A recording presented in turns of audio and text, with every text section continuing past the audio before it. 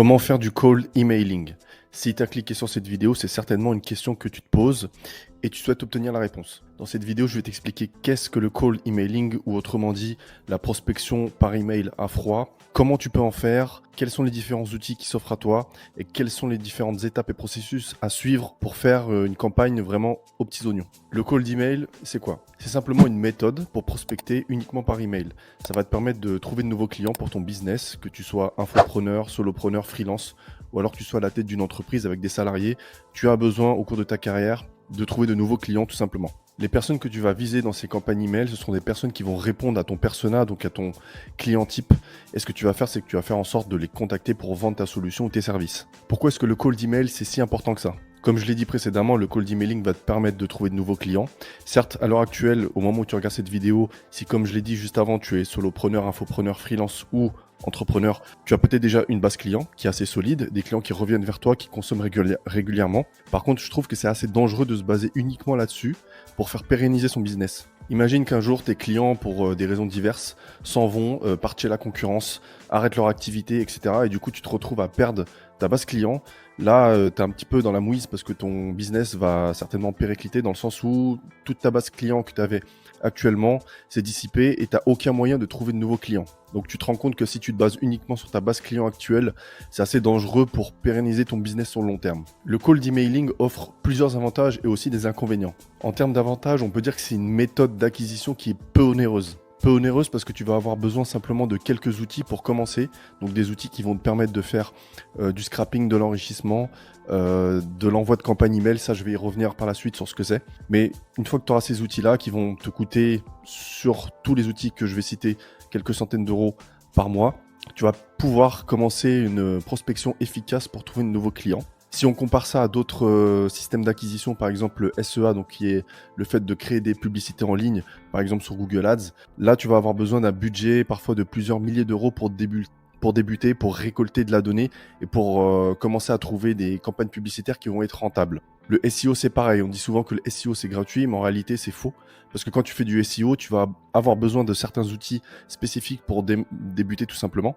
Donc, typiquement, un outil qui est très connu, c'est SEMrush, qui te permet de faire tout un tas de choses au niveau de ton SEO. Donc, tu peux faire de l'audit en termes de l'audit. Enfin, tu peux faire de l'audit sémantique, tu peux faire de l'audit de backlink et tout un tas d'autres audits. Tu peux repérer les mauvais backlinks, etc. Donc, c'est vraiment un outil tout en un qui te permet de faire beaucoup de choses en termes de SEO. Par contre, il a un coût. Il me semble que de mémoire, le SEMrush, c'est plusieurs centaines d'euros par mois. Je crois que ça commence à 250, 300 euros par mois. Donc déjà, tu vois que juste un seul outil de SEO, c'est super cher. Et généralement, tu vas avoir besoin d'autres outils comme TextGuru, Screaming Frog ou d'autres outils du genre qui eux aussi ont un coût. Donc on dit souvent que le SEO c'est gratuit, mais c'est pas vrai du tout. Donc là, tu vas avoir tout simplement quelques outils en cold emailing qui vont te permettre de débuter et qui seront, à mon humble avis, moins onéreux que les autres méthodes d'acquisition que j'ai citées juste avant. Autre avantage du cold emailing, c'est qu'il peut être déployé très très rapidement. Alors c'est un avantage qu'il partage avec le SEA, le fait de faire des publicités en ligne, Google Ads, Facebook Ads, LinkedIn Ads, etc.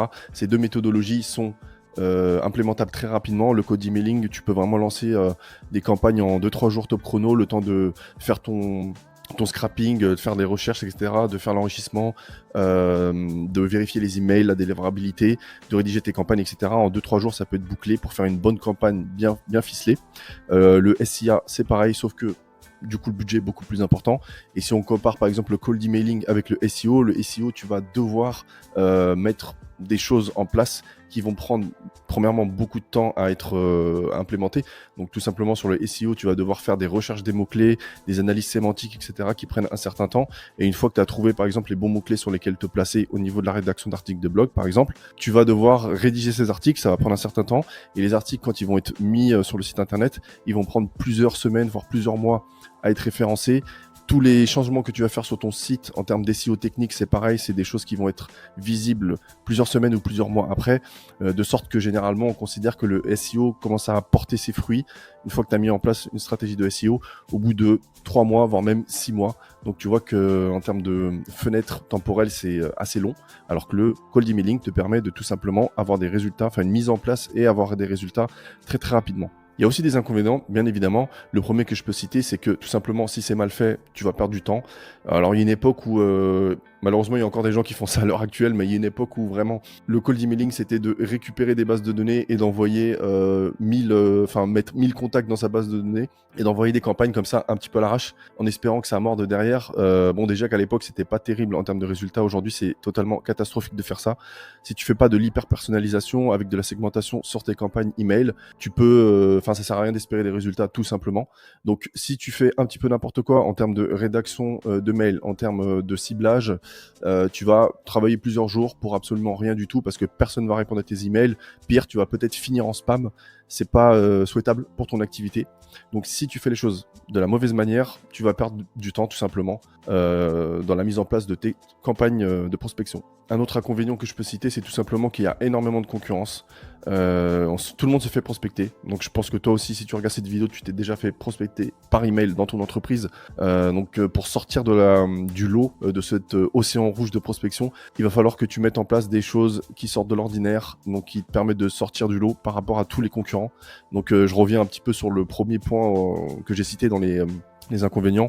Voilà, si tu ne fais pas les choses correctement, tu vas perdre du temps et en plus de ça, tu vas jamais réussir à te démarquer de tes concurrents. Bon, après avoir expliqué ce que c'est que le cold emailing, après avoir expliqué les avantages et les inconvénients, on va passer à la partie plutôt un petit peu plus pratique, où je vais te détailler les différentes étapes, les grandes étapes que tu dois mettre en place quand tu vas faire des campagnes de cold emailing. Donc la première étape, ça va être simplement de repérer les plateformes sur lesquelles tu es. Je sais pas si tu as vu, mais là, ma LED s'est éteinte. Il n'y a plus de batterie. C'est pas la première fois qu'elle me fait le coup, hein. Bon, enfin, bref, on va continuer. Donc, je disais que la première étape à avoir, ça va être simplement de repérer les plateformes sur lesquelles tes prospects sont. Donc, ça peut être LinkedIn, ça peut être des annuaires en ligne, etc. Et d'identifier un intent, donc une intention. Je vais m'expliquer là-dessus. Admettons par exemple que tu as un cabinet de recrutement et que tu souhaites proposer tes services à des entreprises pour les accompagner dans leur recrutement. Un bon intent qu'on peut citer, ça va être simplement les entreprises qui vont poster des offres d'emploi sur des job boards. Donc, étant donné que ton prospect potentiel poste une offre d'emploi sur un job board, c'est qu'il a l'intention de recruter, d'où l'intent, et du coup, toi, tu vas venir t'engouffrer dans la brèche pour proposer tes services, en tant que cabinet de recrutement. Donc, je sais pas si tu vois un petit peu l'idée de l'intent, mais c'est simplement le fait d'arriver au bon moment pour lancer ta campagne de prospection. Par exemple, si tu es, du coup, pour reprendre l'exemple du cabinet de recrutement, si tu travailles dans un cabinet de recrutement et que tu décides, de lancer une campagne, si tu te mets à prospecter des entreprises qui ne sont pas du tout en recherche de personnes, tu es d'accord pour dire qu'en fait, tu vas taper sur un mur parce que la personne n'est pas prête en fait à accepter tes services vu qu'elle ne recrute personne. Donc je pense que tu comprends la logique de l'intent. Donc une fois que tu as choisi la plateforme sur laquelle tu vas cibler tes prospects et que tu as défini l'intent, ce que tu vas faire c'est que tu vas scraper, ce qu'on appelle scraper les données, c'est simplement de l'extraction de données de prospects que tu as repérés via la première étape. Donc pour scraper, il y a plein d'outils en ligne. Tu as Phantom Buster, c'est celui que j'utilise le plus. Tu as Lusha, tu as Datagma et d'autres. Je vais peut-être te les mettre là en post-prod. Mais voilà, l'outillage te pose pas trop de questions là-dessus. Le scrapping, c'est pas très complexe. Maintenant, tu as plein d'outils qui te permettent de faire ça. Donc ça, c'est l'étape qui vient juste après le fait de repérer l'intent et la plateforme en question, donc le scrapping. Et une fois que tu as fait ton scrapping, tu vas enrichir et nettoyer la data. Donc le fait d'enrichir, c'est simplement de rajouter des éléments qui n'existaient pas sur ton fichier scrappé. Donc typiquement, généralement, quand tu fais du scrapping, par exemple, de prospects que tu as repérés sur LinkedIn, par exemple, tu vas récupérer certains éléments, par exemple le nom, le prénom de la personne, du prospect, sa page LinkedIn, etc., le nom de son entreprise dans laquelle il travaille. Mais c'est pas suffisant. Si tu veux faire de la prospection par email, il te faut d'autres éléments un petit peu plus importants. Et tu as un outil, alors c'est celui que je préfère le plus, j'en connais pas d'autres en termes d'enrichissement. Moi, j'utilise principalement Drop Contact. Drop Contact qui te permet vraiment souvent de récupérer, à partir du moment où tu lui donnes un bon fichier, il permet de donner le numéro de téléphone du prospect, par exemple, son adresse email, le chiffre d'affaires dans son entreprise si c'est disponible. Toutes ces données, il va les récolter en ligne. Donc, c'est des données qui sont disponibles, hein. C'est pas des données qui sont récupérées à l'insu des personnes. C'est des données qui sont disponibles en ligne. et Drop Contact te permet de récupérer tout ça. Donc franchement, c'est super cool. Il me semble que j'avais fait une vidéo sur Drop Contact, dont je te mettrai quelque part la petite vignette. Mais voilà, donc ça c'est la partie enrichissement où tu vas rajouter de la donnée à la donnée que tu as déjà pour avoir une donnée encore plus complète. Et le fait de nettoyer, ça va être de retirer par exemple des emojis qui sont perdus dans le fichier Google Sheet que tu auras extrait, des titres de job qui sont un peu étranges, etc. Donc c'est juste avoir un fichier qui est propre, prêt à l'utilisation.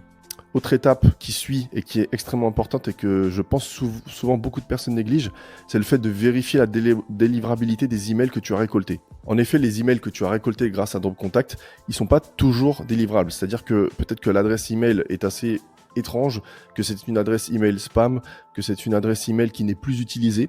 Et du coup, si tu commences à envoyer des emails, donc des salves de campagne d'email sur des adresses comme ça qui sont pas terribles, le risque que tu peux avoir, c'est que ton nom de domaine soit tout simplement pénalisé et que à chaque fois que tu envoies des emails, tu te retrouves dans la catégorie spam, ce que tu veux pas, j'imagine. Et ça peut être terrible parce qu'il y a des entreprises des fois qui utilisent des adresses email pour prospecter avec le même nom de domaine que par exemple l'adresse email du support client de la même entreprise, ce qui fait que si tu fais n'importe quoi, si tu vérifies pas la délivrabilité des mails que tu as rajoutés dans ta base de données et que tu vas prospecter et que tu es sanctionné, c'est-à-dire que même l'adresse email de tes collègues qui sont au support client, qui sont dans un autre domaine de ta boîte, qui sont, je sais pas, développeurs ou un truc comme ça, chaque fois qu'ils vont envoyer, par exemple, un mail à vos clients, le mail ne sera jamais délivré en fait, parce que tout le nom de domaine a été sanctionné, d'où l'importance de faire en sorte d'avoir une bonne délivrabilité. Donc moi, l'outil que j'aime bien utiliser, c'est Bouncer, qui est très connu, mais tu as aussi un autre outil comme Neverbounce qui te permet de faire la même chose, et c'est une étape très très importante qu'il faut surtout pas oublier. L'étape suivante, ça va être de personnaliser au maximum les éléments qui vont être présents dans ta base email. Moi, ce que j'aime bien faire pour ça, c'est d'utiliser ChatGPT+, et le plugin WebPilot. Pour donner un exemple, tout simplement, ce que je vais faire, c'est que j'ai ma base de prospects, donc avec nom, prénom, etc., nom de l'entreprise, et je vais me faire en sorte de récupérer l'adresse, l'URL tout simplement, de l'entreprise de mon prospect. Et ce que je vais faire, c'est que je vais demander à ChatGPT+, avec le plugin WebPilot, d'aller sur ce site internet et de me retirer la proposition de valeur du site du prospect. Et cette proposition de valeur, je vais l'ajouter à chaque fois dans ma campagne email grâce à une variable, ce qui va me permettre de personnaliser encore plus mon email et de pouvoir sortir du lot de tous les mails de prospection que mon prospect va recevoir. Donc je t'invite à t'amuser un petit peu, notamment avec ChatGPT+, pour pouvoir personnaliser tout ça. Franchement, tu peux faire des trucs super intéressants. Étape suivante, je dirais que c'est l'avant-dernière étape, ça va être simplement de rédiger tes séquences email. Donc une séquence email, généralement, il y a plusieurs étapes. Donc je te conseille de faire du multicanal, c'est-à-dire que tu vas contacter ton prospect par email et par LinkedIn en faisant alterner en fait les différentes étapes. Donc c'est un moyen de pouvoir toucher la personne un petit peu plus facilement. Et donc tu vas faire tes différentes étapes et tu vas devoir rédiger des séquences de messages, soit de messages pour LinkedIn, soit des séquences email, dans laquelle tu vas mettre des variables tout simplement qui viennent de ta base email, donc le classique first name, etc., qui permet de personnaliser tes messages. Et ce que je te conseille de faire, c'est tout simplement de rajouter plusieurs étapes dans tes séquences. Alors il y a plusieurs articles que tu peux trouver en ligne, mais généralement, quand tu as des séquences email avec 4 étapes, voire plus, entre 4 et 7, moi j'avais lu ça en ligne, c'est ce qui te permet d'avoir le meilleur taux de réponse. Il faut éviter de faire des campagnes email avec des séquences où tu as que, par exemple, le premier mail plus la relance, ça fait 2 étapes, c'est pas énorme. Moi, je te conseille de faire vraiment entre 4 et 7, et 7 étapes. Bien sûr, les relances que tu vas faire, ça va pas être des relances du type bonjour, Intel, j'ai vu que vous n'avez pas répondu à mon mail, est-ce que vous pourriez en gros me donner des nouvelles? Tu vas pas faire ça à chaque étape, il faut vraiment varier, apporter de la valeur à ton prospect pour qu'il puisse te recontacter derrière, qu'il se dise, bah écoute, il m'a contacté, j'ai l'impression que son entreprise, ça pourrait être intéressant de voir un petit peu plus avec eux ce qu'ils pourraient m'apporter. Donc vraiment, donne de la valeur dans tes séquences email, fais pas juste des relances un peu bêtement. N'oublie pas que tu as un être humain derrière qui reçoit tes mails, donc il faut créer du lien avant de chercher à vendre. Donc une fois que tu as tes séquences qui sont rédigées prêtes, tu vas pouvoir utiliser des outils qui vont te permettre d'administrer toutes ces séquences-là et de les envoyer à tes prospects. Donc moi, il y a 2 outils que j'aime bien. Le premier, c'est Lemlist, qui est très connu en France, et même, je crois, à l'international maintenant. Et il y a aussi la Growth Machine. Donc, c'est 2 concurrents. Moi, j'ai pas de préférence, mais bon, au moment où je fais la vidéo, peut-être que ça changera dans quelques semaines ou quelques mois, mais au moment où je fais la vidéo, la Growth Machine permet de faire des vocaux LinkedIn automatisés, ce que ne permet pas de faire Lemlist. Donc, je pense qu'ils vont les rattraper, parce que forcément, il y a concurrence. Ils vont faire en sorte de rattraper rattraper les concurrents. Mais voilà, tu peux utiliser soit l'un, soit l'autre. Et si tu veux que je te fasse un jour des tutos sur l'Aimlist ou la Growth Machine, n'hésite pas à me le dire. De même que pour les différents outils que j'ai cités, si tu souhaites que je fasse des démos pour aller un petit peu plus loin et que tu comprennes un petit peu plus en détail ce que j'essaie d'expliquer, n'hésite pas à me dire, je les ferai avec plaisir. Et idem, si tu souhaites que je fasse des vidéos plus globales sur les campagnes emailing, l'outbound comme on dit, un petit peu plus détaillé où je te montre vraiment, par exemple, un fichier, comment l'enrichir, comment, etc. N'hésite pas à me le dire, je le ferai avec grand plaisir. On arrive à la fin de cette vidéo, j'espère que tu as pu comprendre un petit peu plus ce que c'est que le cold emailing et comment faire en sorte de lancer des bonnes campagnes. N'hésite pas à me laisser un petit like pour le référencement. Si tu as des questions, c'est dans l'espace commentaire, n'hésite pas. Abonne-toi à ma chaîne et surtout, si tu t'abonnes, active la petite cloche parce que j'ai remarqué que beaucoup de personnes qui regardent mes vidéos, ce ne sont pas mes abonnés. Mes abonnés ne regardent très peu mes vidéos et ça, c'est un peu dommage. Donc ça, je pense, c'est parce que vous n'avez pas activé la cloche. Donc à chaque fois que je sors une vidéo, vous n'êtes pas forcément au courant. Donc n'oubliez pas de l'activer. Comme ça, on reste en contact et puis vous pouvez suivre un petit peu mon travail, me poser des questions. Comme ça, moi aussi, ça me met un peu de grain à moudre et ça me permet de me donner des idées pour des prochaines vidéos. C'est tout pour moi. On se voit dans une prochaine vidéo. Je te dis salut!